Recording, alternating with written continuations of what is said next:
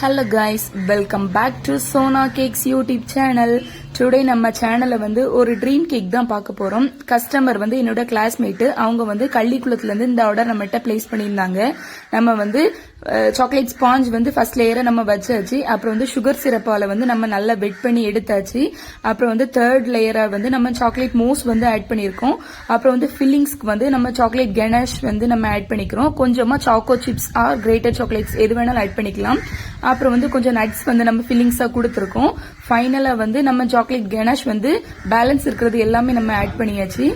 அப்புறம் last layer ஆட்ட நம்ம மில்க் அமௌண்ட் மில்க் பண்ணி வச்சிருக்கோம். அதையும் ஆட் பண்ணி ஸ்ப்ரெட் பண்ணி எடுத்தாச்சு.